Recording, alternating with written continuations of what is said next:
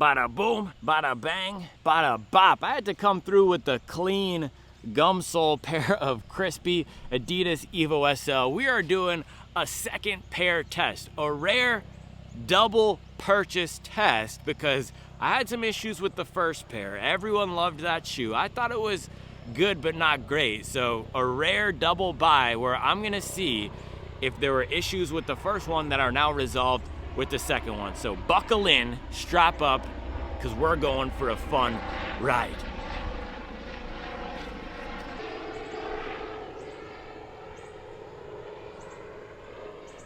Man, today might be up there with most distractions out here while filming. We had concrete trucks, we had Charles coming through, we have helicopters. Anyway, if you're looking for a pair of Adidas Evo SL or a speed training shoe or a daily trainer or a race shoe, you gotta make sure you're on the Supwell app. I do have the shirt on today. Supwell app is my app. I built it through blood, sweat, and mileage. We have the best gosh dang running shoe marketplace out there. We got people who buy a shoe like this, put a few runs on it, it doesn't work for them, so they'll sell it for well below MSRP. It's also a great place to find deals on new shoes, either because people stockpile them. Maybe they'll have 2 pairs of these and they realize they want to try something different, so they'll sell it for under MSRP. Or we get people who will find a deal on this on a random website and they'll post it on the app. So if you're interested in finding deals on shoes or interested in the culture of shoes, seeing all the new releases, being a part of a community who's getting after it daily, it's not about just stacking midsoles, it's about stacking mileage. If that's what you want to be associated with, get in with us. You could be my associate and enjoy today's video.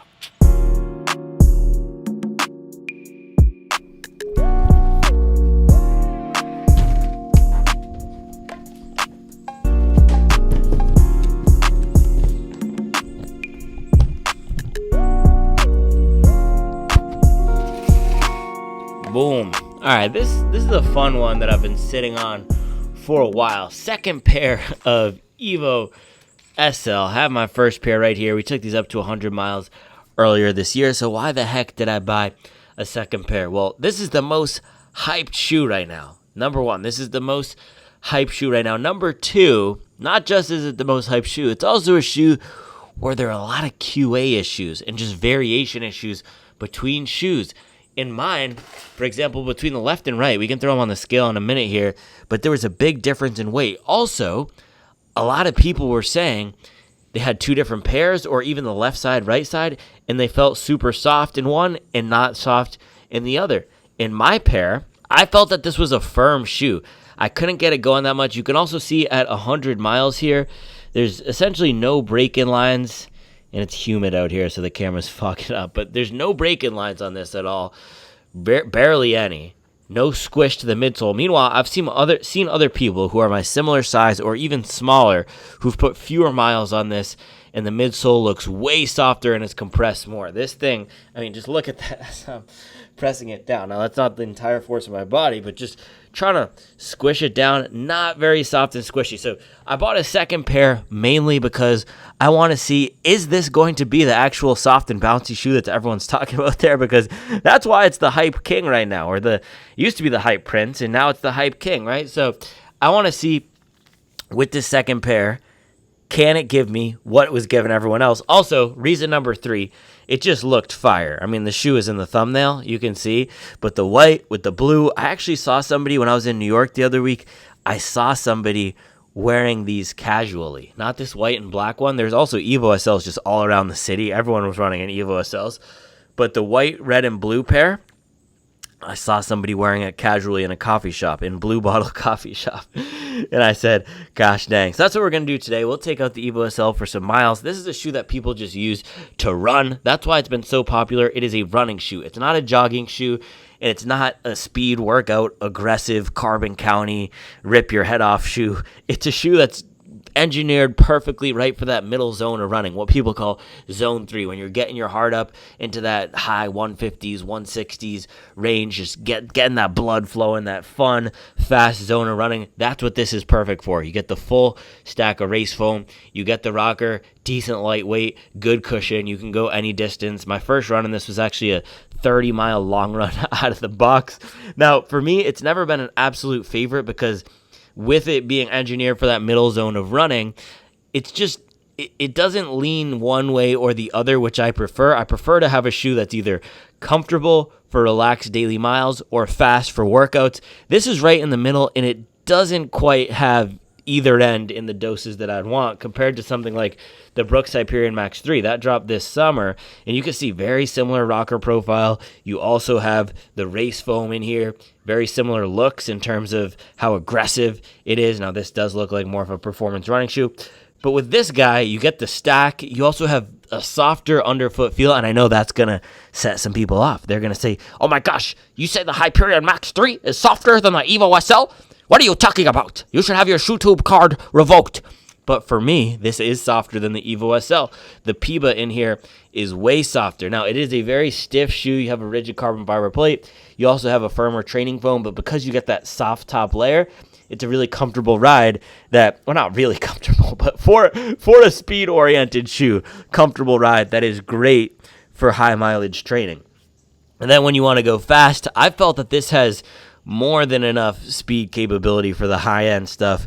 My first run in this guy, I was ripping a tempo at 6 flat, 550 something, no problem. So you get tons of juice in the Hyperion Max 3, also better for relaxed miles. I felt that the Evo SL is almost that jack of all trades, master of none type shoe, and just the ride experience is not one that I love. I even like the Socket Endorphin Speed 5 more than the Evo SL for daily miles. So I am hoping that this second pair will fix those issues. That's what I'm hoping. I also just want to see, put it through the lab, do the QA and everything. How much variation do we have? Because what we've been beating the drum on this year with Adidas is, yeah, they're putting out hits, they're putting out bangers, they're putting out great products, but their quality issues have just been off the charts. And it's not just me saying this, it's hobby joggers all around who are saying this, with the sizing, with the weight, and then with the densities of the foam being off. So with that, hopefully we'll get something different with the Evo SL here. Well, are we hoping for something different, or are we hoping for something the same? So that the QA could be, so that we know that we're getting the consistent ride. I don't know what I'm hoping for, but I hope that I enjoy the shoe, even if that means that the Adidas QA is bad. All right, ready? Bada boom, bada bang. Ooh, bada clean. Look at this. Look at this. Ooh, man. Yo, the thing that you can't see about this online, it's not, oh gosh, it's not just a white midsole. It's painted creamy. Oh, bro. That's what I'm talking about. All right, pushing it in. This is the first test here. Pushing in this Light Strike Pro. Does it feel softer or firmer? It feels maybe 3% softer. I push. Watch me push in this Light Strike Pro. Watch me push in this Light Strike Pro. Ooh, man, that's definitely softer. That's not even a question. That is softer. Let's see in the back here, squish test. You can see some minor compression lines in the back as we squish. Oh man, this one is barely squishing. Yeah. Okay, so it does look like we're getting a softer feel right away out of the Evo. Let's see some flexibility test in the front. Not a very flexible shoe in the front there. Same thing with the OG. So looks of this guy, absolutely clean shoe. Pure white upper with the blue stripes and then the off-white midsole. You can see it's spray painted on there, dude. So fly. It's so fly. And then the other key thing with this is the gum sole. I'm just a sucker for a gum sole. It looks so good on the bottom here. And then you have these red accents as well to give you that red, white, and blue look. I absolutely love the way that this thing looks. Such a clean shoe. Let's just throw it on the scale right away, because that was my main thing with this. Everyone already knows all the details about the Evo SL, but let's get the scale and the specs and the stackerator, and we can see how it compares to the other one. Lab time.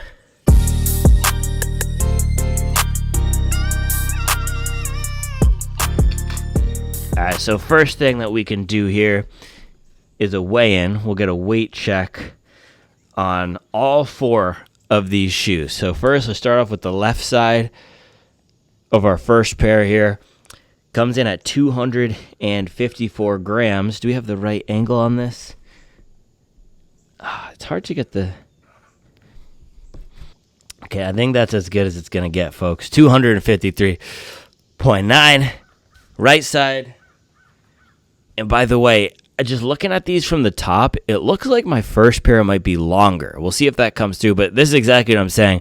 Right side, 238 grams, so huge variation between the two just right here. Right side being 238 versus left side being 254. And let's see, squish test on the right side versus the left side. It does feel like there's some minor variation in the foam too here, but let's hold off on that, and let's take a left side check of this Evo SL, and it looks shorter. I don't know if you can see that on camera, but it really does look shorter. Let's see. Before we put it on, let me line these up. Get a view from the top. Yeah, so the backs are lined up right here. Here, we can even go. We'll use the line of the stairs right here, the mortar. Okay, so they're both lined up on the back of the stairs. Do you see that? Same exact position. And look at the front. Look how much longer. And that's not a visual trick right there. The older pair that I have, it's about what looks like half an inch longer, and they're both size 10.5. So already we're seeing some of these Adidas QA issues. Look at that. Yeah, 10.5. Ooh, made in Vietnam. I think the other ones are made in... Look at that. Look at that.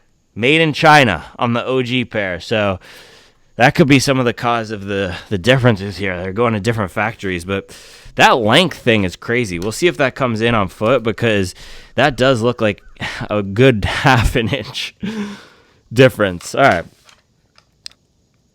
Let's zero this sucker out. So it's 254 and 238. Now left side of the new pair, 240. Okay, that's not wildly off. 240.2. Right side of the new pair, 248. So both of these were within the range. So they're all within the range. That's still some variation, 240 and 248. But my first pair were the upper and lower bounds of everything. So maybe they've gotten better as they've produced more of these. They've gotten better at figuring out how to get the variation down, because this pair is better. 8 gram difference versus, what was it, 16 gram difference in the first one. All right, let's do a stack check.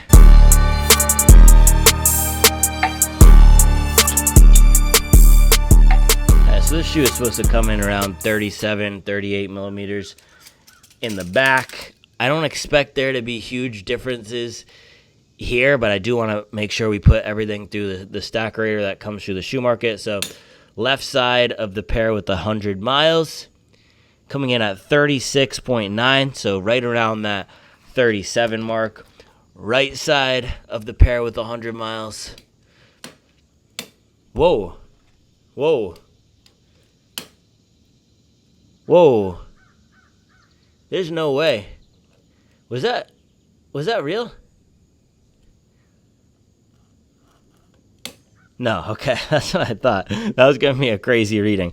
35.18 on the right side. Let me just check one more. I think I must have had it in there in the wrong angle. Yeah, 35. So the right side is lower. I also felt with the squish test here, the right side feels slightly softer. And there are more break-in lines on the right side of this first pair too. So look at that. It's softer, it's lower, and you can just see on the foam, look especially on this part of the midsole, it looks like it's been compressed more versus the left side, not as much. Right? So some variation right there. All right, let's take the new ones and put them through. I'm really worried how tight this is going to be on foot. I had this issue with the Audi Stars as well. They fit super short. And then the Takumi Sens that I just got, those fit long. So we shall see. But left side of the Takumi Sen, or Adidas Evo SL out of the box, 38. That's what we'd expect. Right side slightly lower, 36.9. Let me take one more measurement here. That's not outside the normal variation, though. Yeah, 36.7. So the right side is 1 millimeter lower, but nothing too crazy outside the norms of what we'd expect. Let's see. Yeah, the foam definitely feels like it's not been broken in yet. I don't know. We'll just have to see. My main thing, these look super short. Let me see if I can grab a tape measure inside so I can show you this.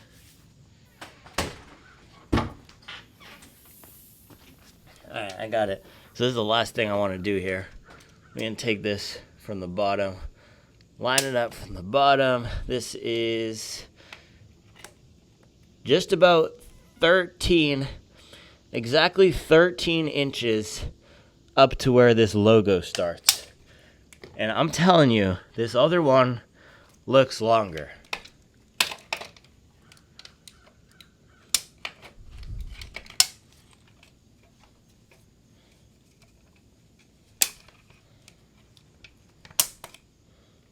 Yep. Would you look at that? This is coming up to 13 and a half inches where the logo starts. And you can see I have this right at the same exact spot in the end here. 13 and a half inches. It's a half inch longer in my first pair. That is crazy. That's wild, man.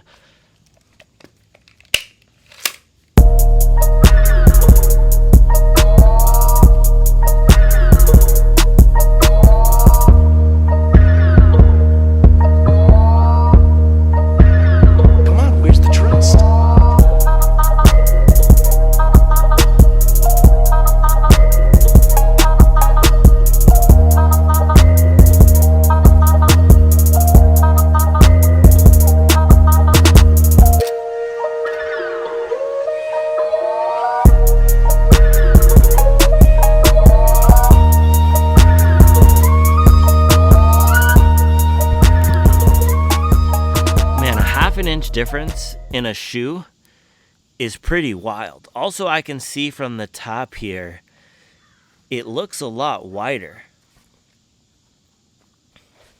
This toe box does. So let's see.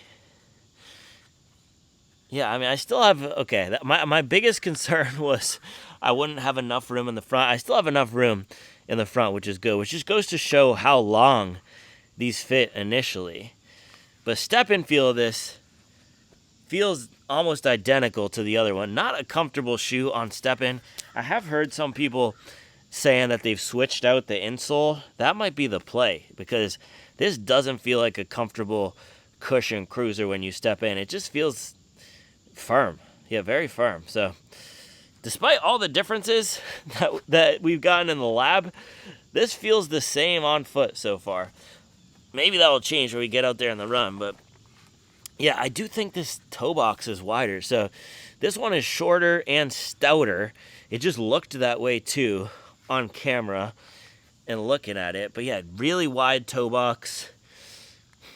The length is good. So maybe the change was they fixed the length from being too long to being normal. I don't know what my thoughts are on that. In one generation of a shoe, should you change the fit? Or should you leave it to how it was when all the reviewers got it? Because most of the reviewers aren't going to do what I just did. And so all of the stuff out there on the shoe is with those initial production pairs. And then if you change the fit, someone would go half a size down. And then it would be too small. But all right, let's do a walk test.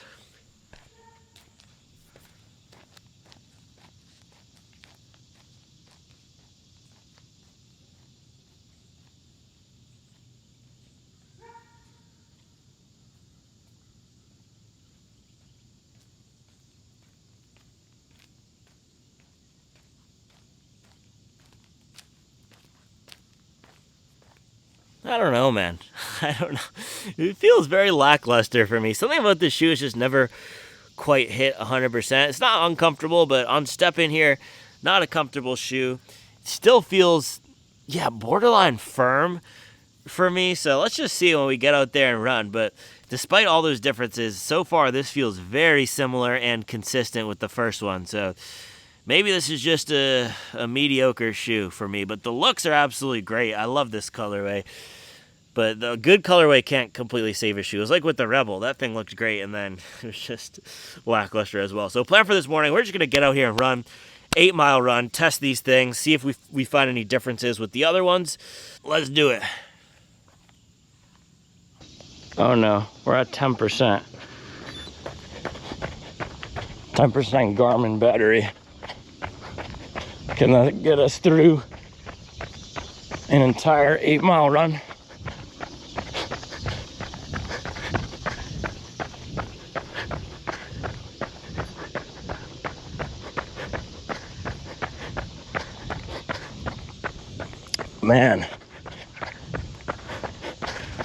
Man,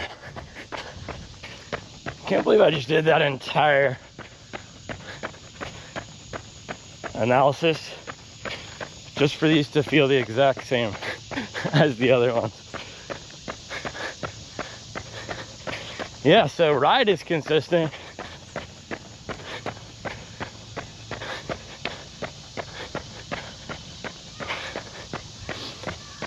Something about this Light Strike Pro foam in here, whether it's the foam or the rods or lack of rods, something about it just doesn't hit for me. Or the geometry. It's not bad, but I just don't get the same juice.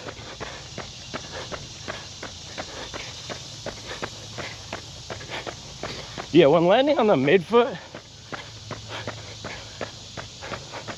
just doesn't do it for me. I think with this shoe, you either have to jam the heel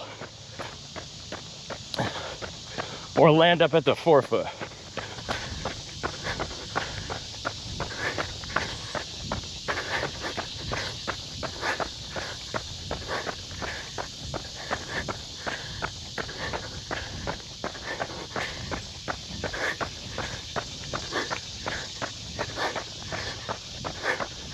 It is definitely not bad. It's just okay.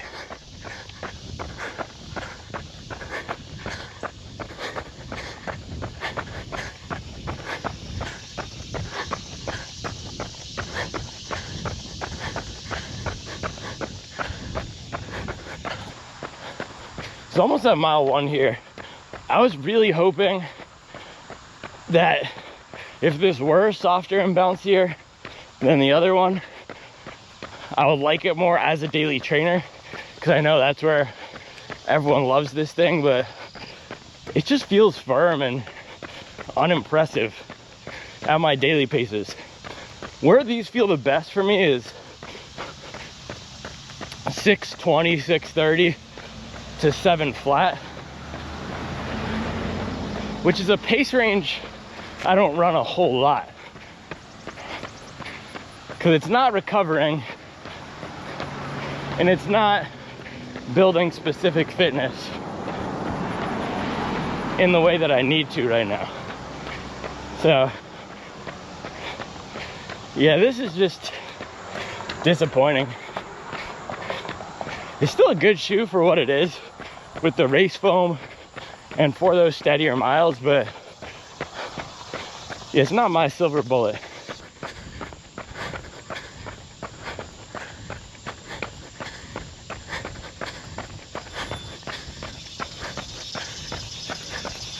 Mile 1, 7:58. About a minute per mile slower than this shoe wants me to go. Just saw a dude in a brand new pair of SC Elite V5 in my neighborhood. I don't know, there were other sickos out here. That's fire.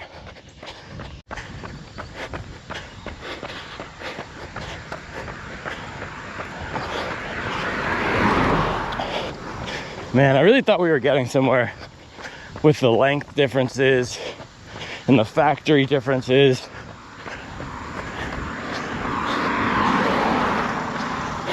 Nope. Still a firm, flat, uninspiring shoe. At these paces. Again, it's fine once I get cooking down to 640, 650.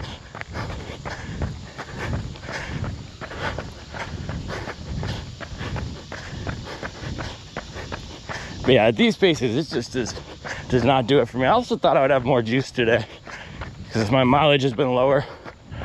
I haven't done a workout in a few days. Nope, still cooked.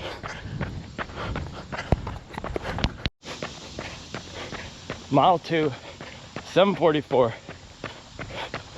This is just not my favorite at these paces. Also, I just took a corner and my foot is sliding around in the upper.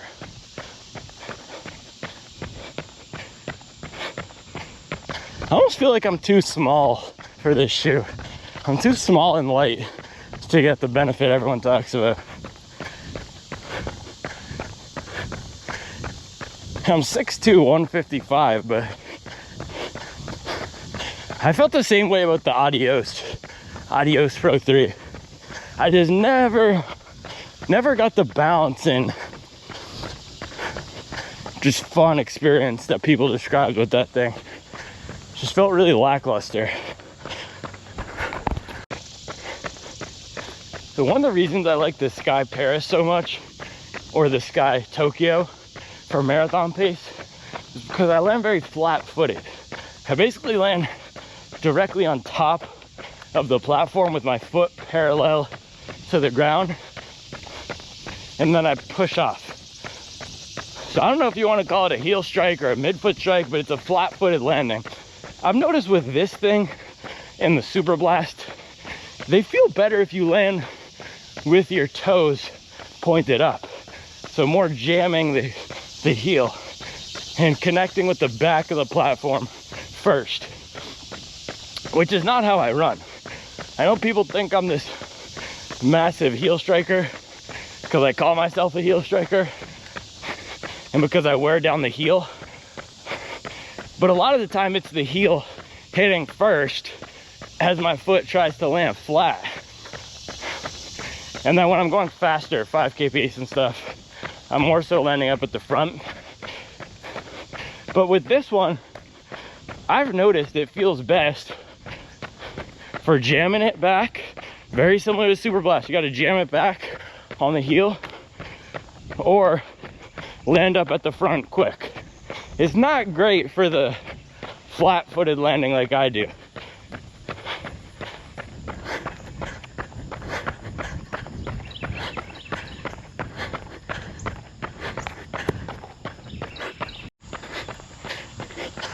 Mile 3, 7:55. This run is just dragging. I'm gonna stop talking, see if that makes it go quicker. So I just found out a few days ago that this entire section connects to my neighborhood. Feels like I unlocked a new level of the video game. Just a bunch more area to run. The thing is, it's way more new buildy over here. They cleared all the trees and everything. All right, so I threw in a couple minute-long surges at marathon pace. A very similar feel to the old ones. Identical. I think if you blindfolded me, switched out one of the shoes, I wouldn't be able to tell the difference. So yeah, they're still good for running faster. Yeah, not my favorite. It's not my favorite for anything.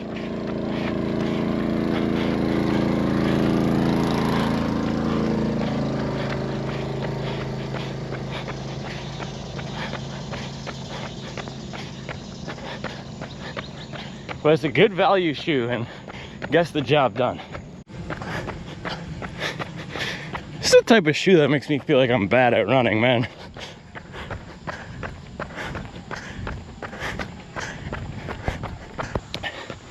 There's so many more dynamics than just heel, midfoot, and forefoot. And even within those, heel strike, midfoot strike, forefoot strike, so many dynamics that just are not captured by using that as the primary differentiator with the shoe. And I think it's so often it's, this shoe works for heel strikers, this shoe works for forefoot strikers.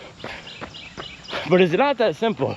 There's also, are you a tiptoeing runner, right? Is your cadence high?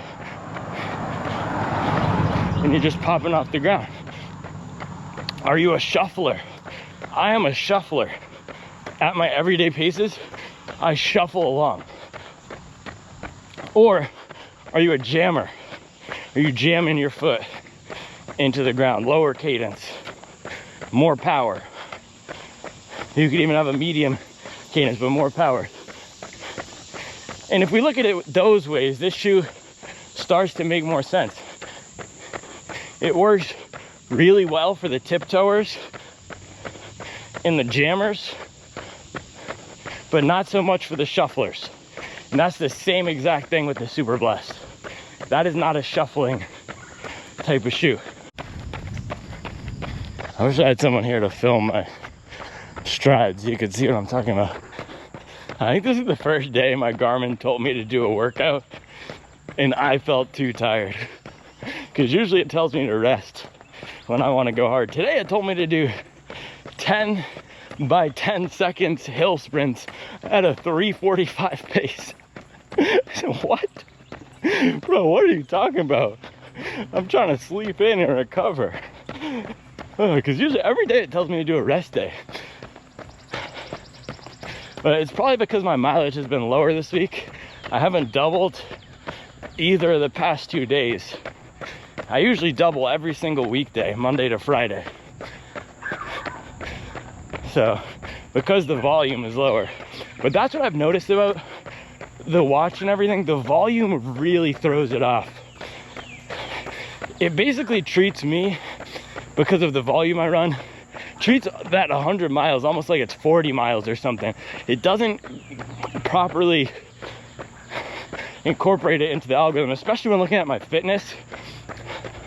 It's basically like, oh, you're running 8-minute miles, so you're a 2:45 marathoner. And it's ignoring the fact that I'm running 100 of those 8-minute miles or 60 of those plus other workouts. Because the degree of difficulty of a workout is going to be determined by your overall volume. If you're running 60 miles a week, a 4-mile tempo at a 5:40 pace will be less taxing on the body.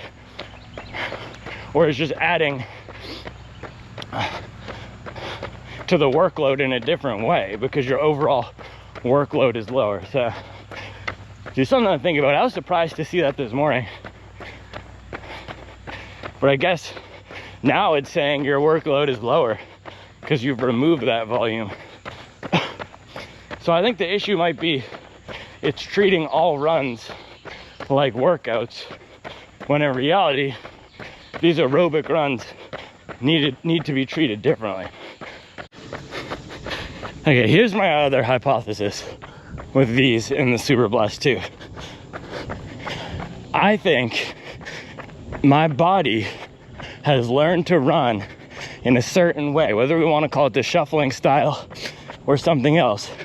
But I think because I've forced myself to run this high mileage for so long, I've probably adopted a form that is very low impact.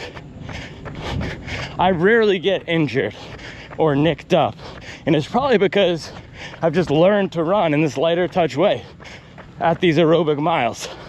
And so with the shoe like this, I'm not putting a lot of force down at my jogging and everyday paces, and so I just can't activate it properly. That's my hypothesis with why I'm not getting the bounce out of this in the Super Blast as much.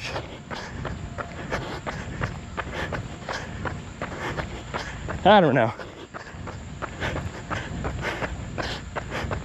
I'm just kind of sad I don't like them as much as everyone else does.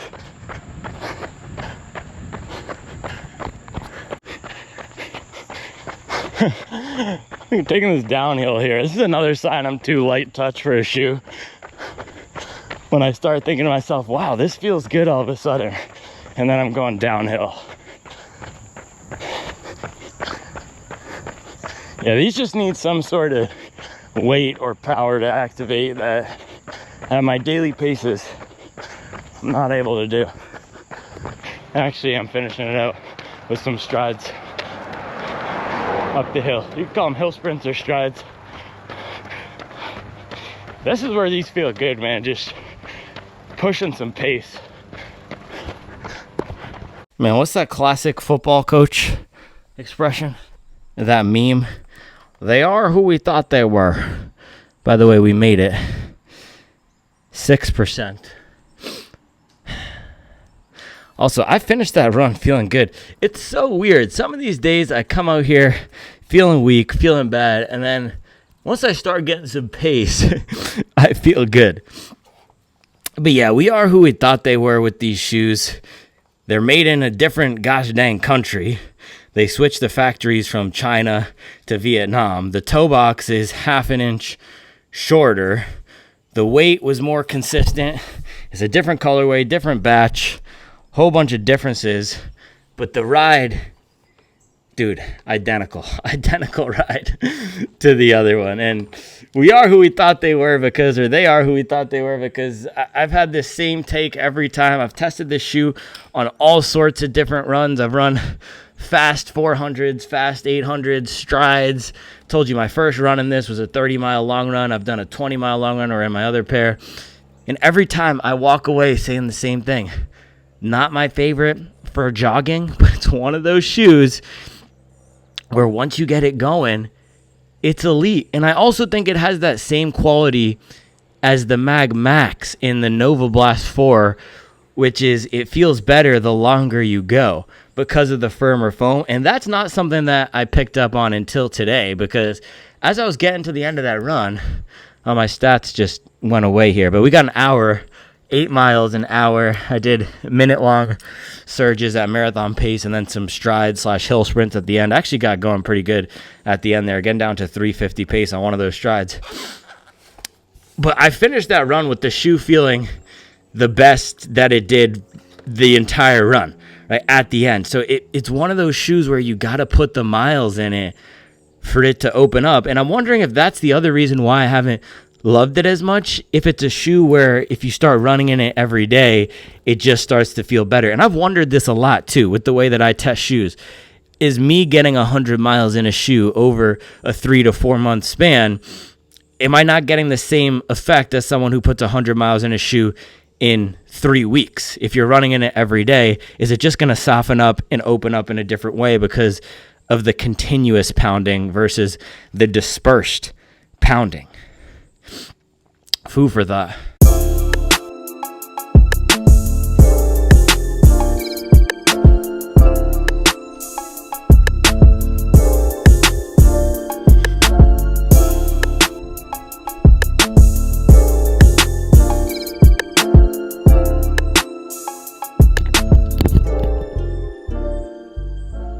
Bang. The one benefit of the gray overcast days like this, and I learned this when I was young, because whenever we go out and we would take pictures with the family and everything, it was always, oh, overcast skies, that's great for the family photo. So I learned when I was very young, you want the overcast areas for photography. You don't actually want, oh, the crows out here putting in work. Yeah, you don't actually want it to be super sunny. But yeah, if you listen,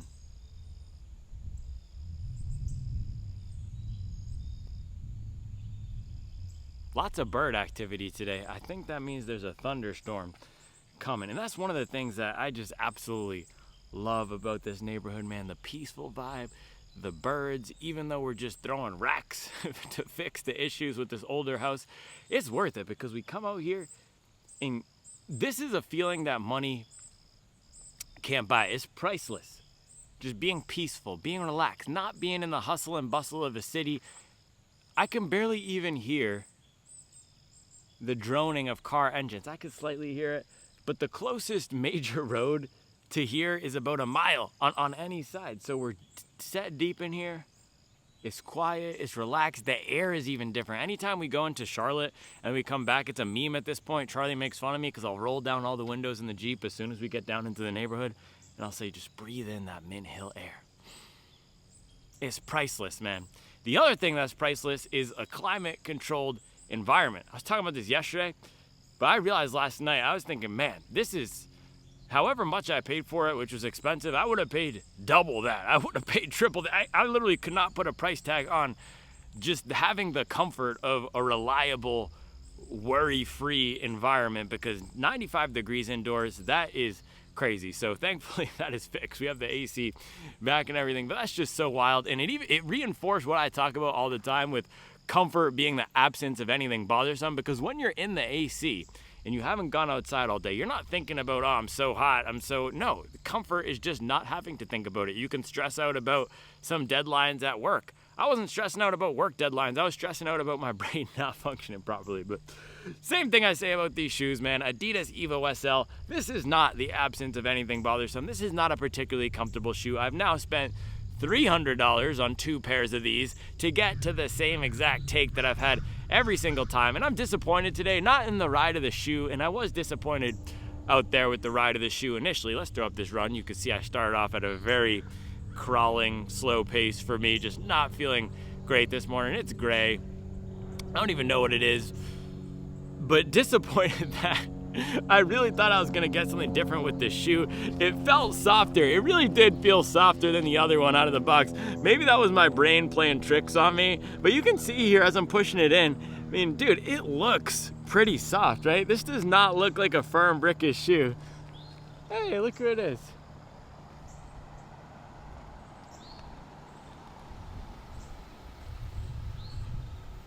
Good. Oh. How are they? Same as the other ones. I was trying to test to see if because they have QA issues. They went to the library. If you need any author recommendations for kids, Virginia Lee Burton, bangers only. Daddy, hi. Hi, Daddy. Hi, Daddy. Hi, Daddy. Daddy. Daddy, bye-bye. Bye-bye, Daddy. I got a big library haul. I honestly have no idea what I was saying. Yeah, you can go.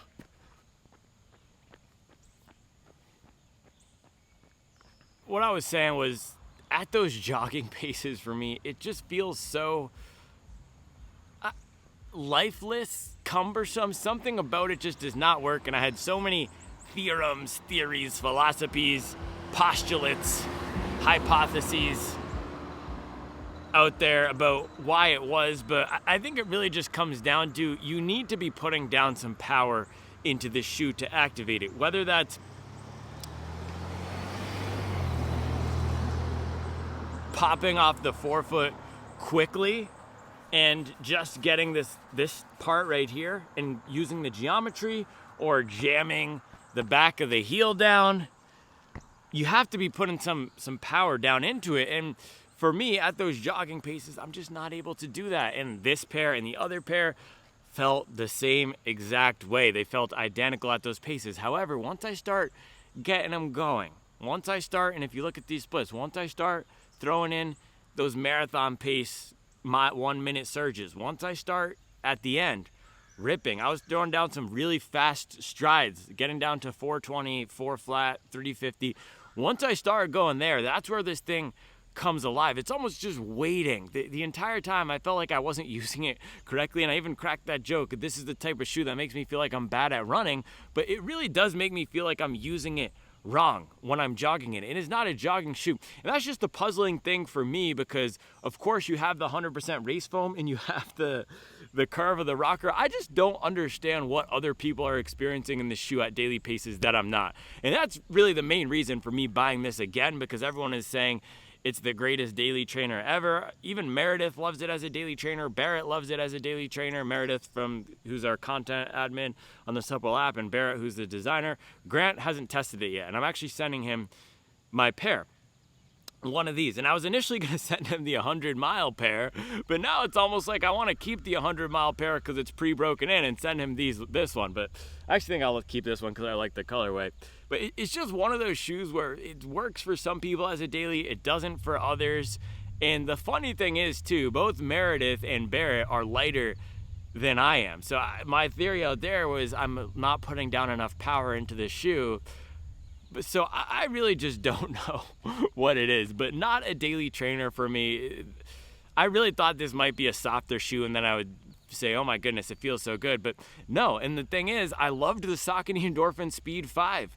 as a daily trainer. That felt soft and bouncy. That felt like what I was expecting out of the Evo SL when I heard everyone talking about it. But with this, it's just, there's this firmness to it and a lack of give at those slower paces. However, once I start getting it cranked up, man, once I was getting down to 5 flat, 420, 4 flat, dude, so good. Now, no, it doesn't have the most aggressive forefoot. There's no carbon in here, but just that fun bounce, the fun, and that's where I'm really getting the give and the squish down. It's just a pleasant ride. So a really nice workout shoe. That's where I would use it. Stability still not great. That wasn't fixed in this pair either. Decent padding in the back. I'm wondering if they fixed the padding on these or just added more back here in the Vietnam version. The Vietnam produced, because the other one is the made in China. Dropping bombs like Vietnam. Keep calm and carry on. Yeah, I don't know, man.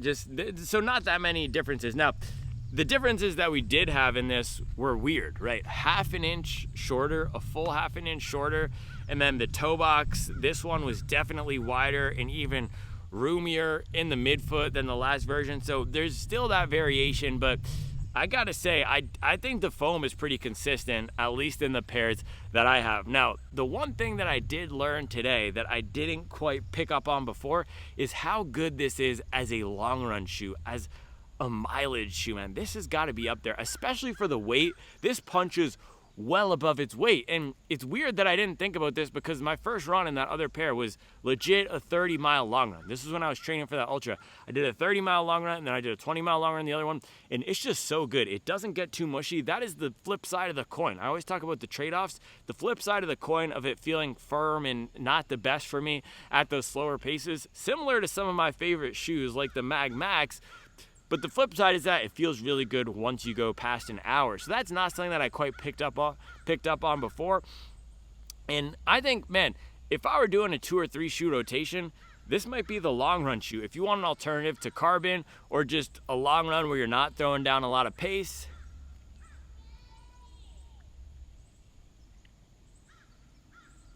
And baby girl was yelling, "Daddy, daddy." Just... Yeah, this is the thing. I'm off of work today. I took the day off from work. We have summer Fridays that we can take, so I took one today so I can go to Mace's camp. She's doing a NASCAR camp, which is super cool. It's a NASCAR Hall of Fame, and they're doing this camp where all the girls can go and they can learn about race cars and engineering, and they've brought all these different people in. They brought in this one woman who she makes engines for the race cars. I think they brought in the CEO of NASCAR, or the founder of NASCAR. They brought in all these high up people to talk to the kids and talk to the girls about all the cool stuff going on behind the scenes. So it's a STEM camp. But the crazy thing I learned is not STEM anymore. And you all might know this. They changed it. So science, technology, engineering, math. They changed it a few years ago, and they changed it to STEAM. They added in the A. And the reason is A, arts, so STEAM, because the arts were getting underfunded, and I could understand that. Now, my mom is an artist. I really appreciate the arts. I have not a ton, but whenever we can buy some original art, I buy it. I'm a big supporter of the arts. You all know I love music. It was kind of weird for me when they did that, because science, technology, engineering, math, the whole reason of doing STEM is doing science-y stuff. And then they added the art. They pigeonholed it in so that the arts could get more funding. I get that. However, they've now added an R. You know what the R stands for? Reading. STREAM. It's called STREAM. Now that one is making me scratch my head. There's tons of literacy programs already. Also, the entire point of STEM was so that we could put a focus on science. And now we're putting in arts and reading, and I don't have anything against reading. I love reading, man. My kids are all great readers. Mace's ripping through books. It's just funny to me. It's one of those Orwellian things. We just start losing the plot. Isn't that just school now? Why don't we just change the acronym to school? If we're doing science, technology, reading, engineering, arts, and math, that's literally just school. Shouldn't we make it G stream now? Let's add gym to the front, or let's add sports to the end. Science, technology, reading, engineering, arts, math, and sports. Streams. And then that just covers all our bases. Again, I have nothing against the reading getting funding or arts getting funding, but the whole point of this STEM thing existing So like, once these acronyms, I think we have to limit acronyms to 5 letters max, right? It happened in another area where they kept adding more and more acronyms to just more and more, and then people start making fun of it, right? I think if you can cap your acronyms at 5 letters, you're not gonna get made fun of, and it will make the most sense. But once we start going to streams, we've lost the plot. You know who else has lost the plot? Me, on this video. Headline here, it's a good shoe. It's not my silver bullet. I really wish I could use this as a daily trainer to experience what the heck everyone else is talking about at those daily paces. For me, it's just too firm. I much prefer the Aero Glide or something like the Aero Burst for relaxed miles. But yeah, for those zone 3 paces, once I'm getting down into the 6s, or if I'm going down and just ripping some strides, this is a really fun shoe, dude. That bounce really comes alive. And if you think about the Saucony Endorphin Speed 5 and what I liked about it, and now we have a legit concrete truck out there. I'm not talking about Boldy James concrete. It's a literal concrete truck. But I would look at the Saucony Endorphin Speed 5 in this as 2 opposite shoes. Speed 5, better for shorter runs, better for me for slower paces. This, better for longer runs, man. It could go up to 30 miles, could go up to 4 hours. This could even be a 4-hour marathon shoe. I did that video the other day. Maybe this should have made the list, right? This could have been a great 4-hour marathon shoe, also with the price. With the Speed 5, I wouldn't really want to go much past 2 hours in that thing. So that would be more the half marathon shoe. That would be more the shorter distance shoe and the lighter runner shoe. This is the more powerful shoe, the shoe if you're pushing the pace. Yeah, man, the concrete trucks are going ham. I don't know if I have much more to say on this. Yeah, this is not one of my favorite shoes of all time. I still prefer the Boston over this, but once you can get it going in the right way, it just works. So you either got to jam the heel or you got to be running fast. Not a daily trainer, but a good speed shoe. So that's all I have for you today. Everyone always says I get defective pairs of shoes when I don't like them, so we got to test it today. Did I get a defective pair of the first one? No, I did not. So that also saved me $200 because a lot of people wanted me to try another pair of the Super Blast. I'm not gonna do that because I guarantee you it would feel the same exact way as my first pair. So there you go. The concrete trucks are playing us out. I can never know if these things are as loud as for you as they are for me, but that is really throwing me off my game.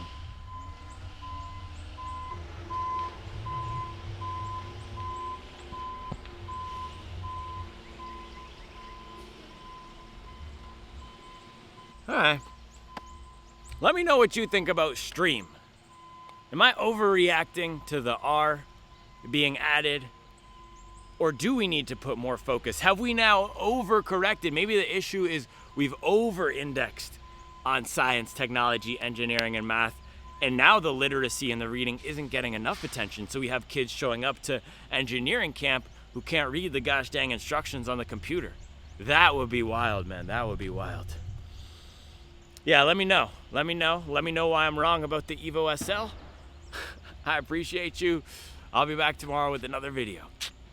This boy's overrated like the Evo. I feel like Kanye. I got a big ego. You're like a broken faucet. You got a weak flow. Feel like Bobby Schmurder. But a week ago! Ah! Hobby jogger, get to tweaking, bro.